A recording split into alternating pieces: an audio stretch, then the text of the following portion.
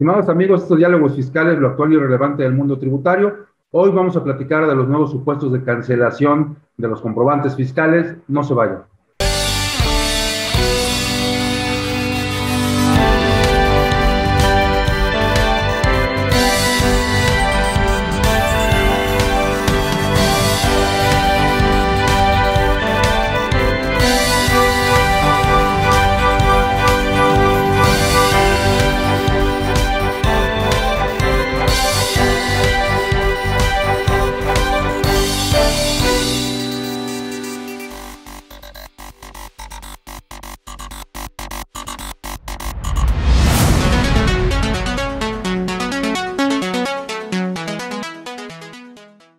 Bien, como comentamos en la introducción de este programa, hoy vamos a platicar de ciertos supuestos, nuevos supuestos para la cancelación de comprobantes fiscales, algunas de las repercusiones que ahora se establecen para la cancelación fuera de plazos de los comprobantes fiscales y de múltiples circunstancias que cambiarán los cuidados que ordinariamente debemos tener en una empresa, y para ello tenemos un experto que nos va a estar platicando de todos estos temas. Estamos de nuevo con el maestro Antonio Monreal Luna, a quien le agradezco mucho su participación. Antonio, muchas gracias por estar con nosotros. Qué gusto, doctor, saludarte. Muy buenas tardes y saludos a todos. Con cambios a las disposiciones fiscales, el eje de la fiscalización de mucho tiempo a la fecha ha sido el comprobante fiscal, y la cancelación siempre ha sido un tema porque incluso antes de esta modificación que dio como consecuencia solicitar una autorización para la cancelación de los comprobantes fiscales, ya había ciertas problemáticas con contribuyentes que cancelaban sin pedir permiso, pero ahora con este permiso que se tiene que requerir al contribuyente receptor, todo se ha complicado. ¿Qué tenemos que saber? Porque además ahora hay sanciones incluso establecidos en términos porcentuales respecto a los comprobantes fiscales que se pretenden cancelar.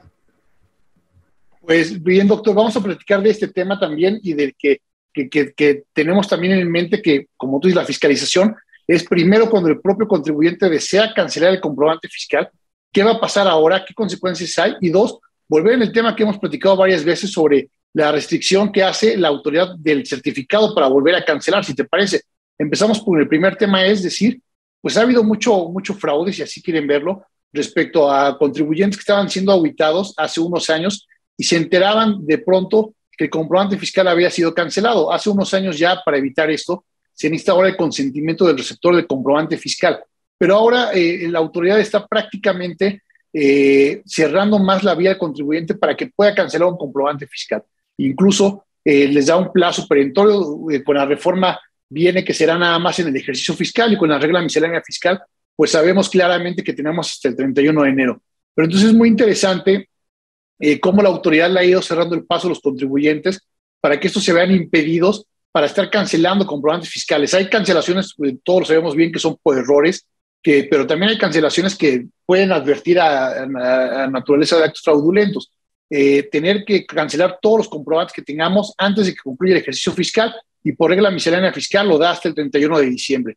Y también, si lo hacemos después, primero que lo podamos hacer materialmente, y dos, si no, vendrá una multa, me parece que es del 5 al 10% del valor del comprobante por haber cancelado un comprobante fiscal fuera de estos plazos. Pero lo importante es atender a las razones por qué se puede cancelar un comprobante fiscal.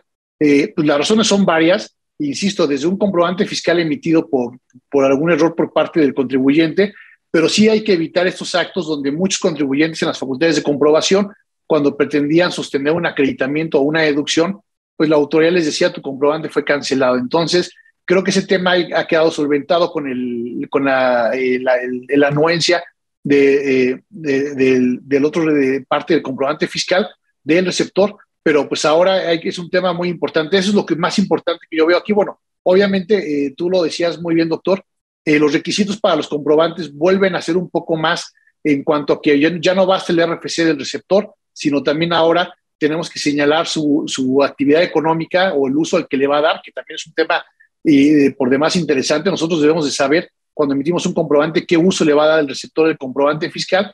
Y por el otro lado, tenemos que volver a señalar por lo menos el código postal del domicilio fiscal. Habíamos llegado a una etapa tal de simplificación que nada más teníamos que poner prácticamente el RFC del receptor, y ahora el código se reforma para decir por lo menos en función del receptor y es algo muy, muy importante, ¿qué uso fiscal le va a dar? Y aquí pues va a ser un tema muy práctico de qué es lo que podemos hacer o cómo podemos nosotros como emisor de comprobante fiscal advertir o preguntarle para qué uso lo va a dar. Por ese sentido y por el otro, insisto, el tema de cumplir con los requisitos formales. Y aquí viene un tema muy importante porque sabemos nosotros mucho y hablando, no sé, 10, 15 años, las auditorías eran enfocadas a que si el comprobante fiscal carecía de un requisito formal, la operación no era improcedente y ahora lo sabemos todos muy bien, el comprobante fiscal puede estar timbrado y cumpliendo todos los requisitos que marca el código y la regla miscelánea y ahora la autoridad lo que nos dice, lo que hemos explicado muchas veces contigo, doctor, pues el comprobante fiscal es correcto, pero carece de sustancias, carece de materialidad.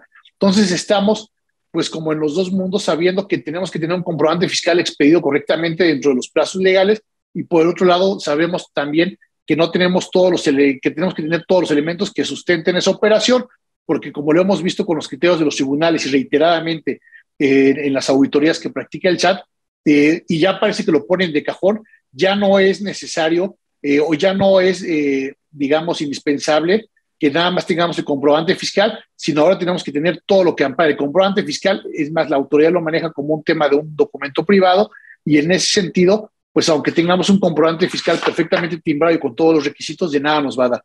Pero ese es el punto muy relevante que queríamos comentar, doctor, los plazos para la cancelación, para evitar las sanciones de carácter formal y también para saber que si va a existir una imposibilidad para cancelar, pues qué va a hacer el contribuyente, aquel que declaró un ingreso, que supongamos no sea persona física, no sea del nuevo régimen de confianza, pues lo tendrá que haber acumulado desde entonces y a la larga ya no pudo haberlo cancelado.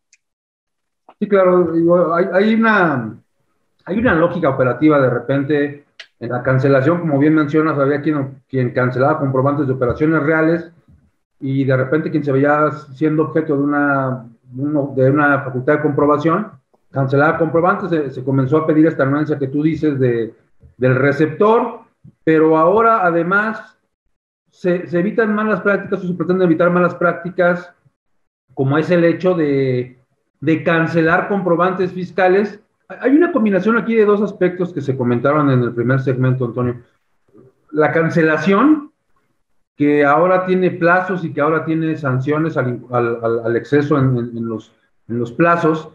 Y por otro lado, esta ahora definición que se hace de los comprobantes de egreso, las famosas notas de crédito para descuentos, bonificaciones y devoluciones como deducción autorizada que está para las personas morales, pero que ahora dice solamente puede ser cuando efectivamente se acredite que existe un descuento, una devolución o una bonificación, porque se había dado que para cancelar un comprobante fiscal y no tenerle que pedir permiso al receptor del comprobante, pues emitía un comprobante de egreso y decía ni uno nulifica al otro, y es lo mismo que hacer una cancelación, lo cual pues, es indebido. ¿Cómo se compaginan ahora estas dos modificaciones con estas dos nuevas circunstancias que se presentan en el código? Pues es más lo que tú decías, doctor, de temas de fiscalización, de que la autoridad esté sobre los contribuyentes. Primero es dar un plazo perentorio para poder cancelar, que generalmente va la emisión de comprobante con el ejercicio fiscal en el cual fue emitido. Y insisto, la regla miscelánea nos da hasta el 31 de enero de cada año, nos va a dar, o por lo menos de este año. Y si no, la multa que es bastante cuestionable, porque no es una multa de carácter formal, es una multa que si bien va entre un 5 y un 10%, es respecto al valor del comprobante fiscal. Entonces ahí es un tema de que podría cuestionarse ahí, no sé si la constitucionalidad, no sé si hace una ponderación, pero a final de cuentas puede ser que nada más haya sido un error no haberlo cancelado en el ejercicio fiscal y por lo tanto hacerlo después del plazo que nos da la autoridad o que nos da el legislador.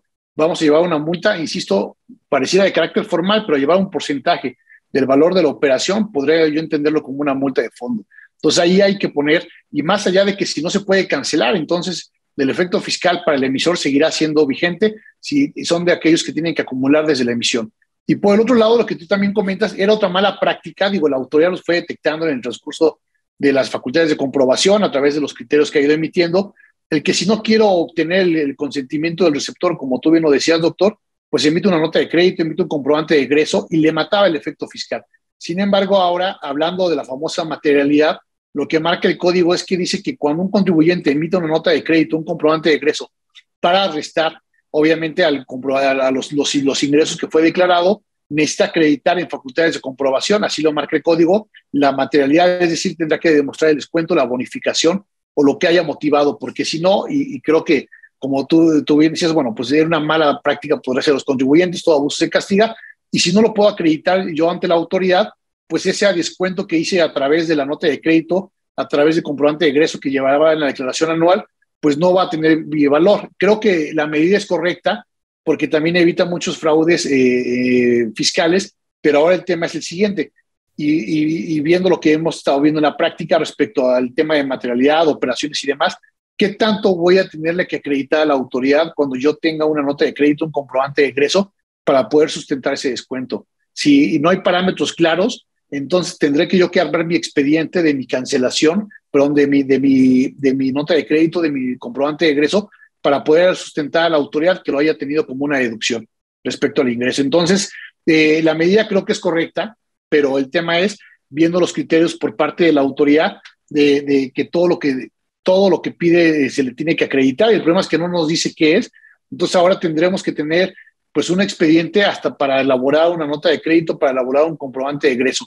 Y el tema es que no lo tengamos, pues lo podemos tener. El tema es que pase el matiz de la autoridad para que no diga que fue hablando que de lo mucho que hemos hablado contigo, una operación simulada para efectos de quitar un efecto fiscal a un comprobante de ingresos que ya había sido emitido. Entonces, eso es a lo que nos vamos a afrontar, principalmente en el tema de los comprobantes. Insisto, el tema de los comprobantes es vital porque el comprobante refleja el ingreso, el comprobante refleja una deducción, acompaña un acreditamiento, pero más allá de los requisitos formales, ahora hay que ver el tema y de los famosos complementos de pago que también estuvieron llegando a finales de año.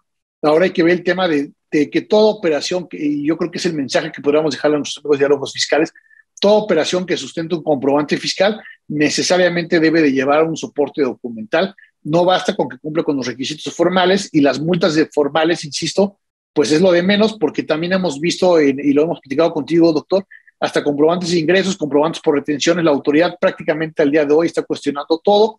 Entonces, el hecho de que impongan multas sobre un porcentaje mínimo y máximo del valor de la operación por cancelada a destiempo, o el hecho de que nos pidan acreditar la materialidad respecto a un comprobante de egreso, una nota de crédito, pues viene a ser más fuerte los criterios de fiscalización, y el contribuyente tendrá que tener, con todo lo que ha tenido, más cuidado en tener su contabilidad en orden.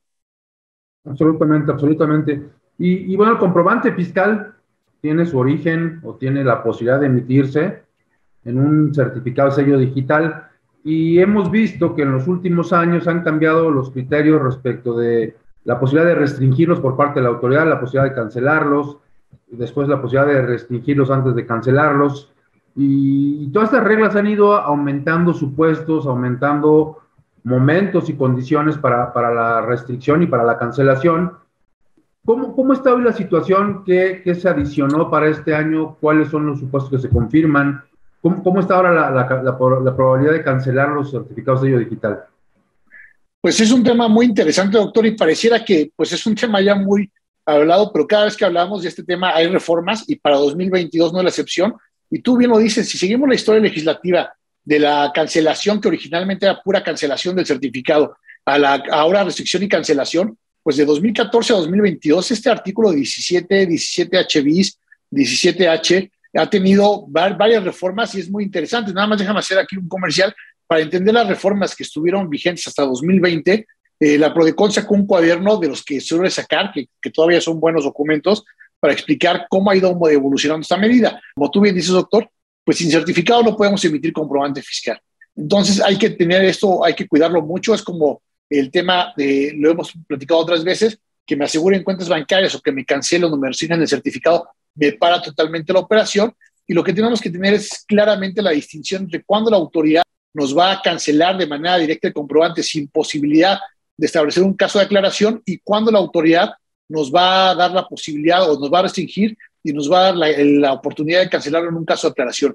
Yo diría a grandes rasgos que el artículo 17H establece los supuestos donde procede la cancelación de manera automática por parte del SAT, y dentro de lo que nos interesa, porque hay muchos que son también imputables a la autoridad del contribuyente, es que aquellas personas que hayan sido declarados como empresas factureras, aquellas personas que hayan sido publicados como empresas que transmitieron de manera indebida pérdidas fiscales, y aquellos a quienes hayan agotado el procedimiento del 17H bis, ya no tendrán la posibilidad, cuando les llegue por buzón tributario el oficio de cancelación, de presentar un caso de aclaración. Y perdón, Antonio, te interrumpí precisamente cuando nos decías, ¿cómo se da el cambio ahora para esta restricción, cancelación de los certificados?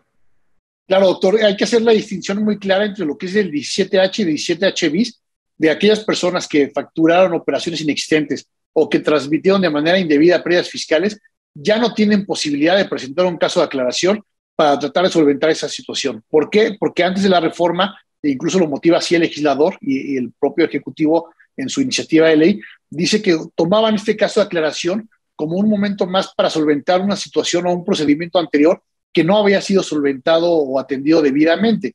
Es decir, si a mí me cancelaban por ser un NEFO de comprobante por haber transmitido de manera indebida pérdidas fiscales, yo llevaba todavía mi documentación para acreditar que no estaba en ese supuesto y ahora el legislador es muy claro y me dice, si estás en estos supuestos, son las fracciones 9 y 10 del 17H, me parece, tú ya nada más tienes que atender a la cancelación del certificado y solamente podrás volver a emitir o solicitar un nuevo certificado cuando aclares tu primer procedimiento. Entonces, ¿esto qué quiere decir? Que aquellas empresas que de manera definitiva y de manera firme ya son NEFOS, de los que tanto hemos platicado contigo en estos programas, doctor, prácticamente no podrán volver a facturar o también a quien indebidamente llevó a cabo la transmisión de pérdidas fiscales. Yo creo que esto trae un tema de constitucionalidad, porque aunque son dos procedimientos distintos, el 17H tendría la posibilidad de que presentaran un caso de aclaración y no lo es. Ahora vamos para que vaya habiendo un poco de claridad con nuestros amigos de diálogos fiscales. Ese es el tema de cancelación. Ahora viene el tema de restricción. El tema de restricción es, y a partir de 2020 se aminoró este tema o se matizó, yo tengo una infracción que cometí, la autoridad me va a restringir y sabemos que tenemos 40 días para presentar un caso de aclaración. Aquí fíjate que es un tema que me he encontrado muy recurrente, incluso platicando con gente del SAT o gente de Prodecon. Si presento mi caso de aclaración por alguna causal de restricción del 17H bis, yo presentaba mi caso de aclaración, me tenían que dar un certificado provisional dentro de las 24 horas siguientes, y lo cierto es que no ha habido un caso en donde presentado el caso de aclaración y donde yo llevo mis pruebas, le hayan dado al contribuyente un certificado provisional. Creo que eso es una letra muerta que las autoridades deberían de ver como una mala práctica y también Prodecon lo debería de mapear, porque también sabemos que por los criterios de la Corte no hay amparo, no hay juicio de nulidad contra el oficio de restricción. Entonces no nos queda más que atender este mini procedimiento que, vaya, siguiendo los parámetros de la ley de amparo, yo diría que es un procedimiento administrativo seguido en forma de juicio, porque nos restringen, nos dan 40 días para poder presentar pruebas y argumentos, y después de esos 40 días, con algunas prórrogas y algunas suspensiones, la autoridad está en condiciones de decidir si de manera definitiva cancela el certificado de sello digital, para cual se irá el tema del 17H, o bien si nos logramos desvirtuar o logramos autocorregirnos, prácticamente si tuvimos un certificado provisional, con ese vamos a seguir. Entonces aquí el tema es muy interesante, doctor, establecer primero los dos supuestos, la cancelación que no da posibilidad de un caso de aclaración y la restricción que nos da la posibilidad de un caso de aclaración, y lo que insistimos siempre es atenderlo correctamente entre el abogado y el contador, porque no es un simple caso de aclaración como para hacer una aclaración de una opinión de cumplimiento, es un procedimiento administrativo que está previsto en reglas de carácter general, que si no lo atendemos correctamente nos va a llevar a que la empresa no vuelva a facturar de manera definitiva, porque digamos que prácticamente, déjame decirlo así, de un 17H bis nos va a llevar a un 17H. Y que esa parte de esa distinción tan clara que establece el legislador a partir de 2022, hay 3 o 4 causales, doctor, que me gustaría platicar de manera muy rápido. Bueno, una es primero con el nuevo régimen de las personas físicas, los reciclo, cuando dejen de presentar las declaraciones, también estarán dentro de ese supuesto. Creo que de ese no hay mayor tema. Pero hay un tema muy importante, el que yo no atienda una revisión fiscal, aparte de una multa de carácter formal y del aseguramiento precautorio del 40 de código, que también hemos platicado contigo, doctor. Ahora la autoridad, ante la segunda multa que me notifique en una facultad de comprobación, me puede restringir el certificado. Es decir, no solo me va a apretar con 2 multas de carácter formal, que generalmente van entre los 17 y 18 mil pesos, no solamente me va a apretar con un aseguramiento de cuentas, ahora también en facultad de comprobación me puede restringir el certificado si estima que no le estoy atendiendo debidamente los requerimientos de información. Nosotros sabemos que cuando no atendemos el requerimiento, pues es clara la medida de apremio, y en este caso esta medida de presión, pero cuando yo lo atiendo y no lo puedo atender completamente, pues viene el criterio subjetivo de la autoridad de que si no me lo atendiste completamente, más allá de que vas a tener un perjuicio dentro de la facultad de comprobación, te voy ahora a restringir el certificado. En algún momento lo hicieron, se dieron cuenta que no estaban facultados para ello, pero como lo hemos platicado contigo, doctor, muchas veces el SAT primero ejerce la facultad y luego se legisla. Yo soy del famoso EDO. La verdad es que este tema es sumamente apasionante. A mí lo personal me causa mucha importancia de cómo se deben de atender estos procedimientos. Si yo soy un EDO, si yo soy quien recibió el comprobante fiscal y no voy dentro de los 30 días a que publican a mi proveedor, ahora el consejo, doctor, aparte de que así tiene que ser, era decirle al cliente, al contribuyente, atiende los 30 días y con todo lo difícil que puede ser acreditar materialidad, vete a presentarle el escrito a la autoridad en términos de la regla 1.5. Ahora algo que se añade dice el Código Fiscal, aquellos contribuyentes que no van dentro de los 30 días o que yendo no acreditan la materialidad, se les restringirá el certificado. Entonces creo que esto es sumamente importante que nuestros amigos lo tengan en cuenta, porque con esto la autoridad ya no tendrá que esperarse a hacer facultades de comprobación para cobrar. Aquí simplemente me puede decir, te restringo el comprobante fiscal porque una de dos, o no fuiste dentro de los 30 días o me llevaste pruebas, y yo no he visto un caso, doctor, que hayas, por lo menos en esta fase del procedimiento, salido correctamente el contribuyente. Me van a restringir. ¿A qué me van a obligar? A que me paguen, porque si yo no desvirtúo, me van a cancelar, y ya lo veíamos conforme al 17H, no hay otra forma en que me vuelvan a dejar facturar, a menos que yo me corrija. Entonces, esto es una pinza muy importante de que la autoridad lo vuelve a señalar. Y vienen otras dos causales, doctor, muy importantes. La primera es con todas estas cartas de invitación que ha enviado el SAT de que no coinciden lo declarado con lo que está en comprobantes fiscales, con lo que está en estados de cuentas bancarios, que yo no sé cómo los pueden conocer si no hay facultad. Entonces, esto y lo del socio incómodo, que también si tenemos un socio incómodo, nos va a trascender y nos van a restringir el certificado por tener un socio controlador con ciertas características fiscales que no pudo solventar. Estas son las principales causas de restricción sobre las que debemos de atender, doctor. Sí, que yo creo que respecto de ellas podríamos incluso hacer casi otro programa de estos que yo creo que tendremos que hacer, porque son situaciones que se van a presentar de una forma muy cotidiana, tan cotidiana que pueden afectar la economía de una forma importante, y muchas empresas que tuvieron operaciones de estas, que hoy son señaladas como inexistentes, van a tener serios problemas en este tema. Pues, Toño, como siempre, te agradezco mucho que nos hayas acompañado y los esperamos en la próxima emisión de Diálogos Fiscales, lo actual y lo relevante del mundo tributario. Buenas noches. Muchas gracias, doctor. Agradecido, yo. Buenas noches.